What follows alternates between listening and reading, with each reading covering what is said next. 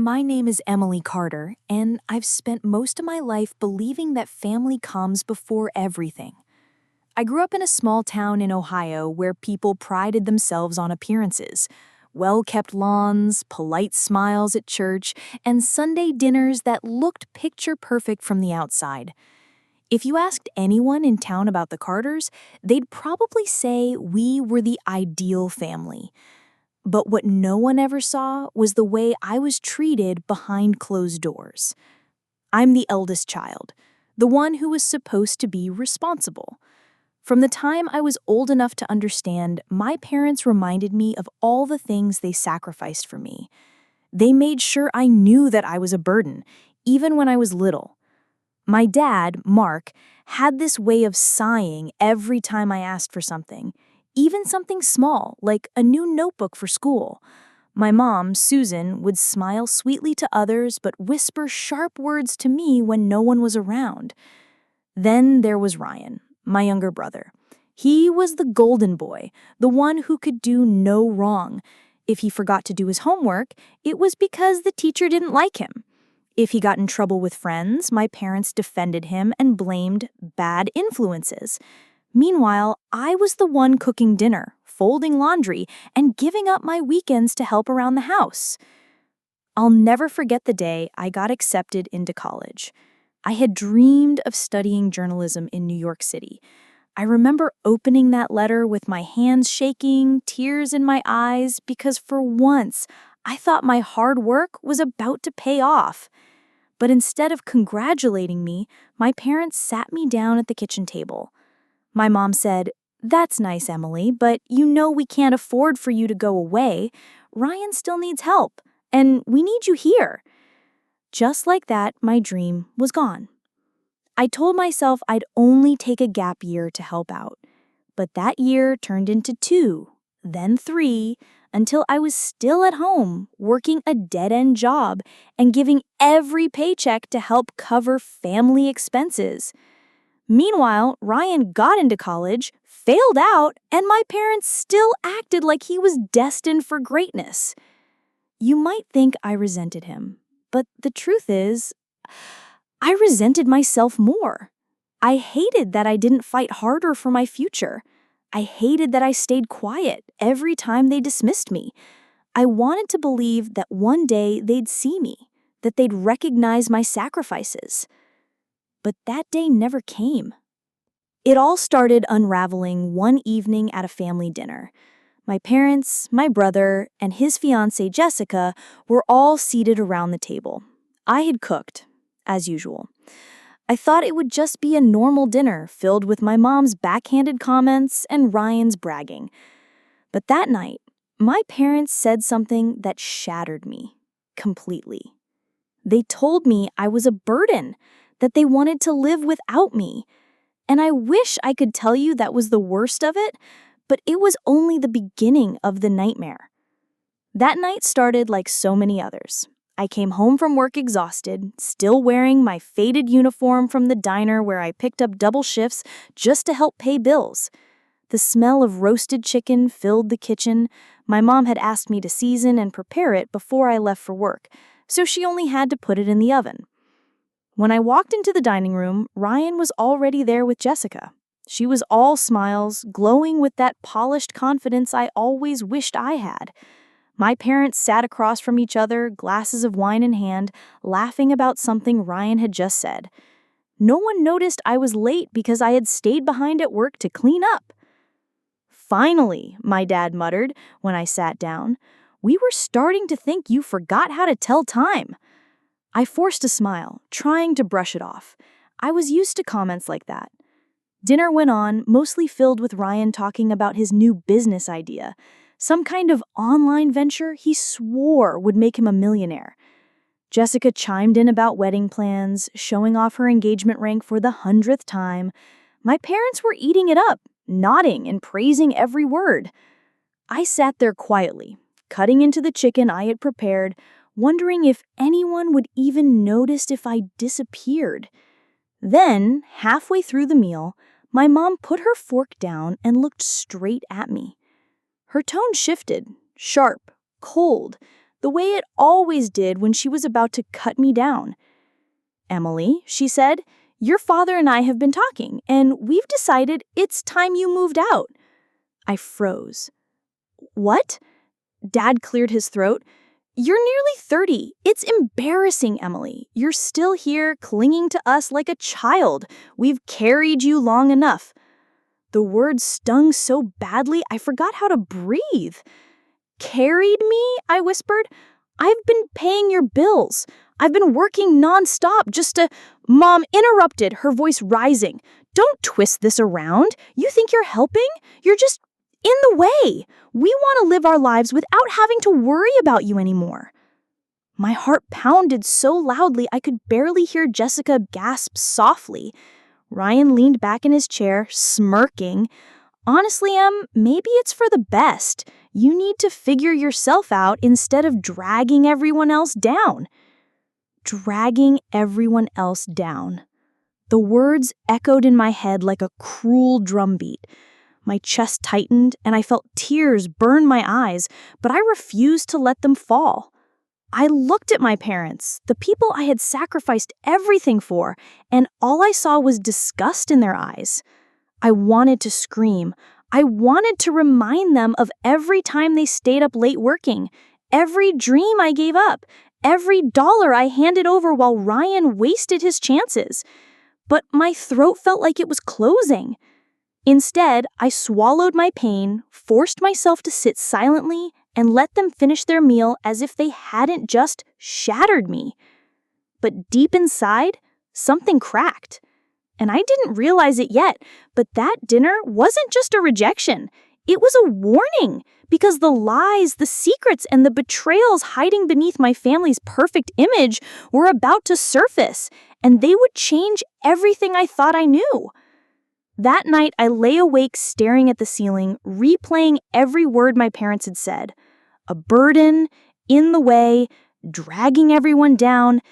It was strange. I'd been hurt by them before, countless times. But this was different. This wasn't just another cruel comment or a moment of favoritism. This was them saying out loud that they didn't want me in their lives anymore. By morning, my chest still ached. I went to work, smiled at customers, refilled coffee cups, but inside, I felt hollow. When my shift ended, I drove past the library instead of going straight home. I don't know what pulled me there, but I walked inside and sat in front of a computer. I opened my bank account. I don't know why, maybe because I wanted to see what little savings I had left, just to remind myself I had something of my own. But as I scrolled through the statements, my heart dropped. Years ago, I had saved nearly $15,000 from part-time jobs in high school and my first full-time job after graduation. That money was supposed to be for college, the journalism dream I'd tucked away. I hadn't touched it in years because my parents convinced me to let it sit for emergencies. But the account was nearly empty. I scrolled back through the withdrawals. My hands trembled as I read the transactions. Large sums had been pulled out, not by me, but by my parents. Thousands gone at a time. One note on a transfer caught my eye. Ryan's business investment. My stomach churned. I clicked on another, family expenses, and another, Ryan tuition. It hit me like a punch in the chest. The savings I had worked for, the future I had once dreamed of, my parents had taken it all. Not for an emergency, not even to keep the family afloat. They had funneled it into Ryan's failures, his tuition, his doomed business ideas. My hands clenched so tightly around the mouse I thought it might snap. I whispered out loud, "They stole from me." I wanted to run home, storm into the house, and demand answers. But as I sat there in the library, my tears falling onto the keyboard, something in me shifted. For the first time, I didn't just feel hurt, I felt betrayed. And betrayal has a way of turning pain into anger. I went home quietly that evening. My parents were watching TV, Ryan was out, Jessica was texting on the couch. No one noticed the way I slipped past them and locked myself in my room. I pressed my back against the door, breathing heavily. I knew I couldn't keep quiet this time. I couldn't let them take and take until I had nothing left. But what I didn't realize then was that my stolen savings were only the beginning. The deeper I looked, the more I would uncover, and the truth waiting for me would be uglier than I ever imagined. A week after the dinner, my parents hosted a big engagement party for Ryan and Jessica. They rented out a fancy banquet hall downtown, chandeliers, catered food, live music, all of it paid for with money they claimed they never had when it came to me. I stood in the corner most of the night, watching as relatives I hadn't seen in years came up to congratulate Ryan. Everyone called him successful, ambitious, the pride of the Carter family. I wanted to laugh at the irony, but my chest hurt too much. "Smile, Emily," my mom hissed as she passed by, carrying a tray of champagne flutes. "You look miserable. People are going to notice." I forced my lips into something that resembled a smile. I'd gotten good at that over the years, pretending everything was fine when, inside, I was crumbling. Later that evening, I slipped away to the hallway outside the main room. The noise, the laughter, the constant praise for Ryan, it was suffocating. I leaned against the wall, closing my eyes for just a moment. That's when I heard voices. My parents. They were standing just around the corner, speaking in hushed tones. I shouldn't have listened. I should have walked away. But something in their voices made my stomach twist, and I couldn't help myself. "We have to finalize the paperwork soon," my dad said. "I know. But what about Emily? She'll find out eventually." "She doesn't need to know," Dad snapped. "The house, the savings, everything goes to Ryan. She's not entitled to a single cent after everything we've done for her." My heart stopped. Not entitled? Everything goes to Ryan? Mom sighed. "You're right. She'll be fine. She's used to scraping by." They both laughed softly, like it was some kind of inside joke. I pressed my hand over my mouth to keep from gasping. My legs felt weak, like the floor had dropped out from under me. They weren't just pushing me out of their home, they were cutting me out of everything. The house I grew up in, the little security I thought I might have one day, they were erasing me completely. I stumbled back down the hall, tears burning my eyes. I wanted to scream, to confront them right there in front of everyone. But when I peeked back into the banquet hall, I saw Ryan standing at the center of the room, Jessica holding his hand, both of them glowing as the crowd cheered. No one would believe me. No one would even care. So I swallowed my anger again. But this time, it didn't stay buried. It festered. Because at that party, I realized the truth. My parents hadn't just stolen my savings. They had stolen my place in this family. And worse, I wasn't the only one with secrets. Jessica's perfect smile, the way she clung to Ryan, it was hiding something. And soon, I would find out just how deep her betrayal went. A week after the engagement party, Jessica asked me to meet her for coffee. At first, I thought it was strange. We weren't close. She was always polite to me, but there was a distance, like she wasn't sure how to treat me in front of my parents. We sat at a small cafe downtown. She looked perfect as always, with her hair curled and makeup flawless. I felt out of place sitting across from her in my thrift store sweater and tired eyes. "Thanks for meeting me, Emily," she began, her voice soft. She stirred her latte slowly, like she was trying to find the right words. I need to tell you something, and I think you deserve to know." My stomach tightened. "What is it?" She hesitated, then leaned closer, lowering her voice. "Your parents, they've been hiding things from you. Big things." I froze. "What do you mean?" She took a shaky breath. "Ryan's business, it's a disaster. He's not making money. He's drowning in debt. Your parents keep covering for him. That's why they're so desperate to cut you out. They don't want you asking questions when they sell the house to pay off his loans." My heart stopped.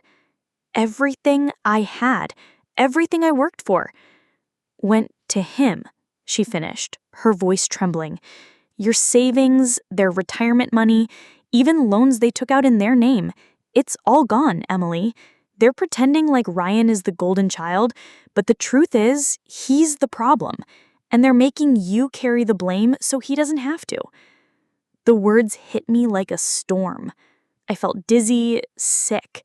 My hands shook around my coffee cup. But why are you telling me this? I whispered. Jessica's eyes flickered with something I hadn't seen before. Fear. Because I didn't get engaged to Ryan for love. Her voice cracked as she said it. I got engaged because I thought the Carters had money. I thought I'd be marrying into security. But now I see the truth, and I'm stuck. I couldn't breathe. You used him? She looked down at her cup, shame written across her face. Yes, but Emily, you need to understand. I'm not the only one. Your parents are using you too. They always have. They never wanted you to have a life of your own. They wanted you trapped, dependent, because that way you'd keep serving them while Ryan burned through everything. The words sliced through me, deeper than anything my parents had ever said. I felt like the walls of the cafe were closing in. I wanted to hate her. I wanted to scream at her. But part of me believed her. Because deep down, I had always suspected it. And now I knew the truth. But what Jessica didn't realize was that her confession did more than open my eyes. It lit a fire inside me. For the first time in my life, I wasn't just going to swallow the pain. I was going to fight back.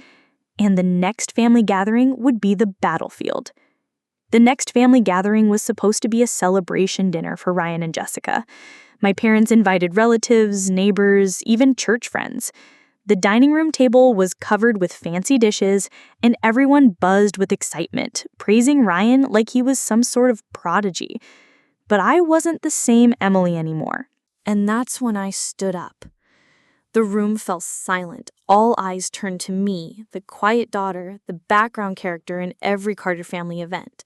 My heart hammered in my chest, but my voice came out steady. Funny, I said. Because as far as I can tell, this family doesn't have much of a future left. A ripple of shock ran through the room. My dad frowned. Emily, sit down. Don't embarrass yourself. No, I said firmly, my voice shaking now, but loud enough for everyone to hear.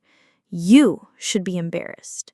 You've spent years calling me a burden, telling everyone Ryan is the pride of this family, but what none of you know, I looked around the room, meeting the stunned faces of relatives and neighbors, is that my parents stole from me. They took my college savings, every cent I worked for, and gave it to Ryan. And what did he do with it? He wasted it. He is drowning in debt, and they're covering it up by planning to sell the house. Gasps erupted around the table.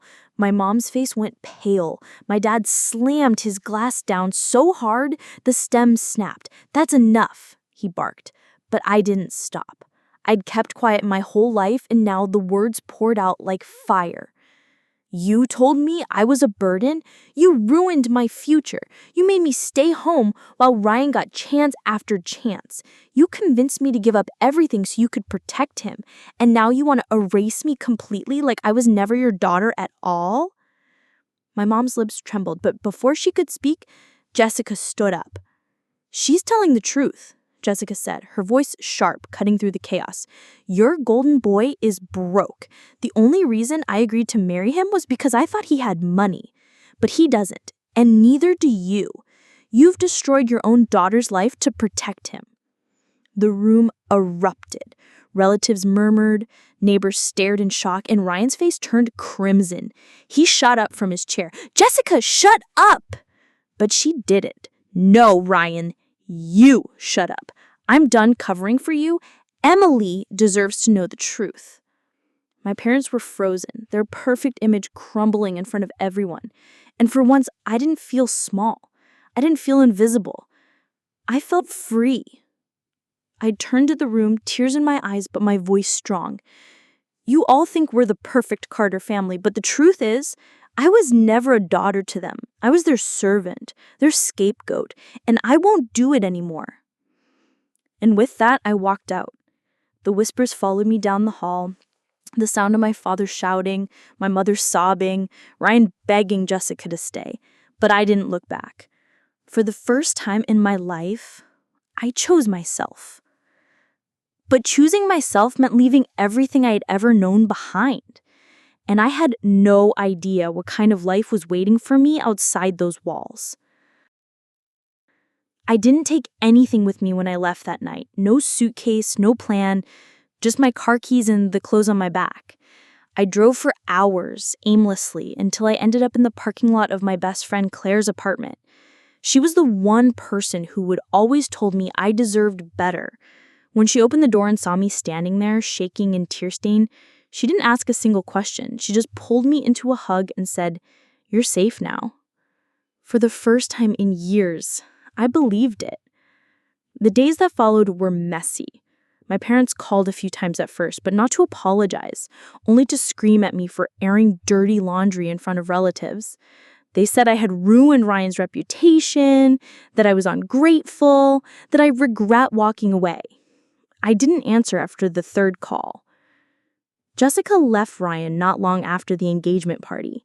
Word spread quickly in town how the perfect Carter family wasn't so perfect after all. I'd be lying if I didn't feel a little satisfaction knowing people were finally seeing the truth, but mostly, I just felt empty. Claire helped me find a small apartment on the other side of town. It wasn't much, a single bedroom with peeling paint and a view of a parking lot. But when I unlocked the door for the first time, it felt like freedom. I started saving again, picking up more hours at the diner, applying on online classes in the evenings. It was terrifying trying to build a life from nothing, but it was mine. Every paycheck I put away, every step I took towards independence, it was proof that I could survive without them. Sometimes I still hear their voices in my head, my father's sharp tone, my mother's disappointed sighs, Ryan's smug laugh. Sometimes I wake up in the middle of the night wondering if I really made the right choice. But then I remember that dinner table, the words they used to crush me, the way they looked at me like I was disposable. And I remind myself, walking away wasn't weakness. It was strength. Because family isn't supposed to break you. Family isn't supposed to make you feel small or worthless or like you don't belong. And maybe I lost the family I was born into, but I'm finding something better. The family I choose. People like Claire. People who see me. People who love me not for what I give, but for who I am. So if you've ever been called a burden, if you've ever been made to feel like you don't belong in your own family, hear me when I say this. You are not the problem. Sometimes the bravest thing you can do is walk away. And I did. And though the scars remain, for the first time in my life, I finally feel free.